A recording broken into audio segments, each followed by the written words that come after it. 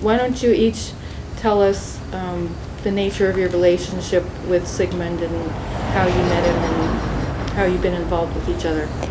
Okay, in the late 60s he was teaching here in Decorah at Vesterheim Museum, and I went up to take a class or two and loved it and continued to take classes over a period of time then, and went on a few of his tours to Norway. And then sometime in the 70s, he was in a bind in Chicago with a project and needed help to finish it because he was on his way home in a day or two. And he called and wanted to know if I'd come and help him finish the project. So he knew my skill level from being in his classes, and I hopped in the car and went to Chicago and helped him finish the project. And after that, when he had other projects, he would always call me and ask me to help him out. And one of the good things about it was I had a van. I could bring supplies and everything, and the brushes and paints and so on. So it was a workable deal for him because he didn't have to worry about paints and supplies and so on. And then we could, figure out together, because of my art background, we could figure out together what we wanted to do on a project and then figure out how to divide it up and make it work. Very cool. Well, my connection with Sigmund, because when he first came to Decorah, like Sallie said, he was really a rose mauling teacher. His workshops had to do pretty much with the folk art of rose mauling. But we had a gallery just adjacent in the old Vesterheim before they renovated. We had an art gallery that had a doorway that went right into the area where Sigmund taught. And he was always very interested in fine arts, even though in the early years, like Sallie said, he was probably best known for his rose mauling workshops. But as years went on and we got to know each other better, by the way, he'd come through that door usually about 4 or 5 o'clock in the afternoon after his workshops, and he knew we had a refrigerator in there with a 6-pack of beer, and Sigmund would always seem to appear about 4 or 5 o'clock in the afternoon, and we'd have a beer and talk and look at what we were working on, and he just really enjoyed that thoroughly, and that's sort of how I got to know him. And then as years progressed, he got more and more into the fine arts, and we got to know each other better and better. Great. So why don't you tell me how these two murals came into being?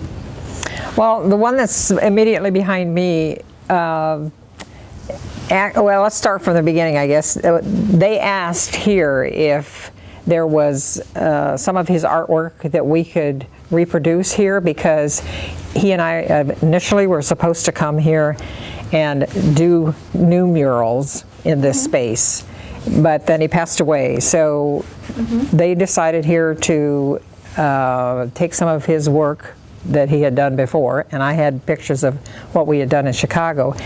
I sent some of those up here. They picked out what they thought would be most appropriate for this space, and we knew what the space was going to be, or I did. And this is what came of 2 of the murals that were out of Chicago.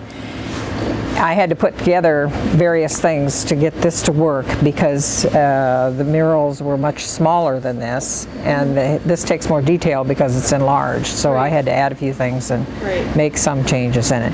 But I wanted this to be a tribute, kind of my last gift to Sigmund, because he was such a good friend of mine. So I painted this one by myself. Well, great idea.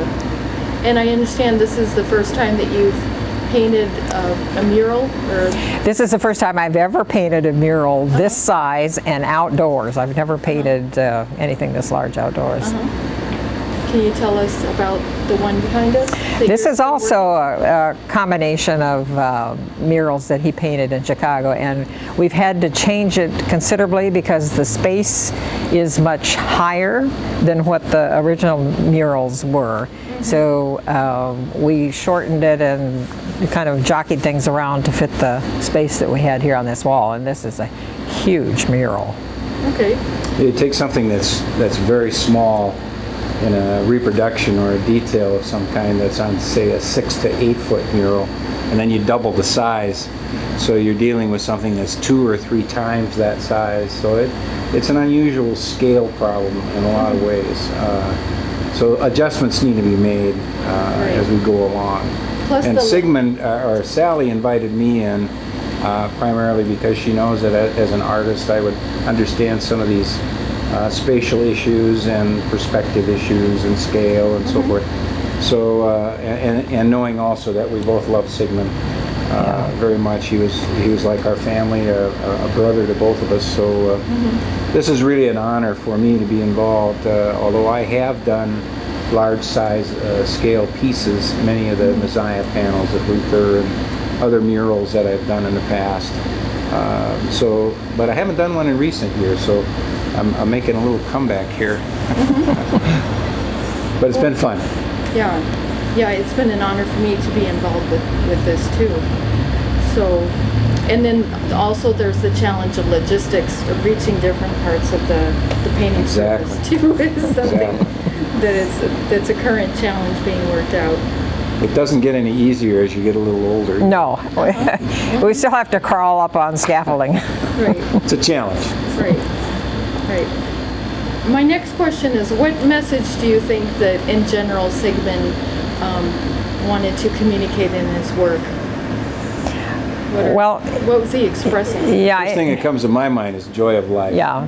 That's in most cases what he painted for murals was in public settings like restaurants and so on, and I think he wanted the people to feel the happiness and joy that came out of those, you know, when you're sitting there eating a meal and so on.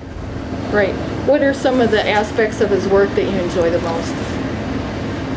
I would just have to say the vibrancy, the liveliness, the fun.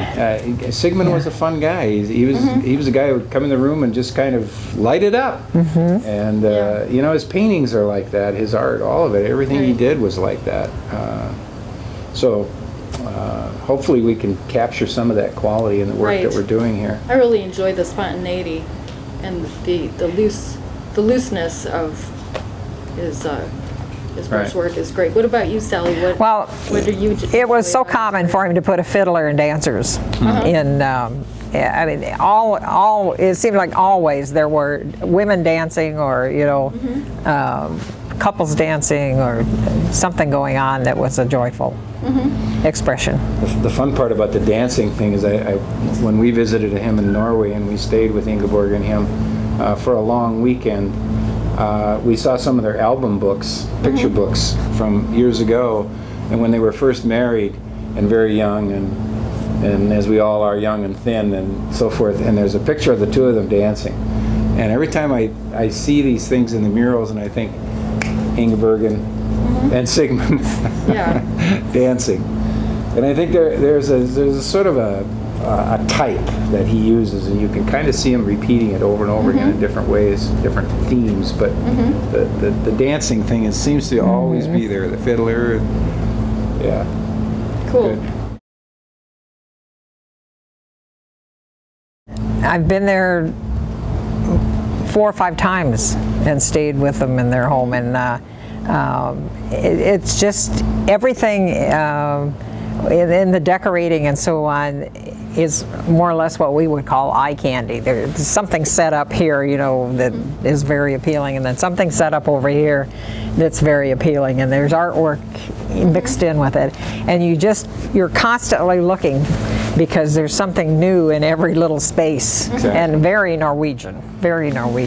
He loved the old stuff. Yeah, maybe it'd be appropriate to talk about his book for just a minute about that, because I think if folks knew of his book and would purchase it, there you would get a really good feel of what Sallie's talking about, this whole experience of Sigmund. Because most of what he painted in this book are either interior scenes, they're very intimate scenes with Ingeborg sewing or making things, doing things, or portraits of family. The title of the book is Norway Painted in Light and Color. It came out in 1988, and Doug Eckheart here wrote the dedication or the forward. You can also purchase that book here at the Heritage Center. Right, Exactly. right. Also, you can also buy this at the gift shop at the Giants of the Earth Heritage Center. Good. But please continue with what you were. Well, just the fact that everything in this book is Sigmund, and if you really wanted to get to know what he was like, look at the pictures. As soon as I found out that he had passed, amongst the tears and all the things I was experiencing, first thing I did was I got the book out, and I started looking through the book, and I thought, yep, here he is. So that's the personality of Sigmund in his work, absolutely. What about the visiting Norway? Was there something about the light in Norway that helped you understand his choice of color? Well, we always visited in the summer, and the summer has such long days, of light. Flowers are so colorful because of all that light, and it seems to be flowers everywhere. People enjoy that color because winter is rather drab there, as we all know. So. But that's in the paintings too. Yeah. There's a mood and a mystery to the fog and the ephemeral qualities of different lighting that goes on, and it's constantly changing. I tell you, I lived there for 5 months in Lillehammer, directing a program through Luther, and I was painting at the time, working on watercolors. Sigmund came to visit me 2 or 3 times, and there's a painting everywhere you look at it. You can do a 360 in just about anywhere, and you've got paintings after paintings after paintings. It's almost exhausting. You mean views that could be... Absolutely. Yeah. Everywhere you look, there's art.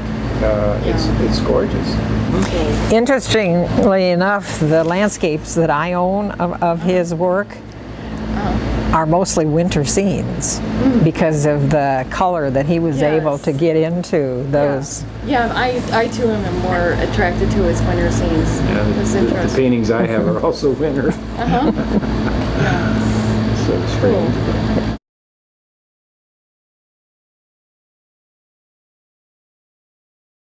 The technique that he used is one that I picked up over the years from him, and it's a very abstract, quick type of movement with the brush, and it's a way you hold the brush and use the side and different angles and so on. That to me was an eye-opener because I was such a tight painter in the beginning, and he was always telling me, loosen up, loosen up, loosen up. So I learned to loosen up. Great. What did you learn from Sigmund, more broadly speaking, about life? Well, he was such a positive person. He never looked back. He always said, well, that was yesterday. I'm looking forward. Yep. And he was very positive and fun to work with because he was positive, because he was never complaining about anything. He always knew there was a solution to anything. And that, to me, was more fun to be with somebody like that because it's a rare individual who looks at life that way. Yeah, it does sound like a pleasant person to work with. What I learned about was to really love life and enjoy life and feel the moment, enjoy the moment. And Sigmund was one who always, whatever the time was the moment, and that was the joy of life. Himself, who he was, putting himself into what he did, and as naturally as he was. There was no superficiality. He was like a kid in China in just a Christmas situation. Every time he'd set up to a painting or whatever he did in artwork, it was as natural as breathing for him. And that sounds very simple. It sounds very easy, but for artists, that's not easy. It's something you have to have kind of inside you. It's a spiritual awakening inside you, I think, that you need to develop as an artist. And it takes time. But he was so natural at that, and it's so evident in his work. There's a spirit in it. There's a life in it. Oh, he was so creative, and he could create with a brush and paint so quickly. What would take some artists hours to complete, he could just take and put it on canvas and make up multiple different themes quickly, very quickly.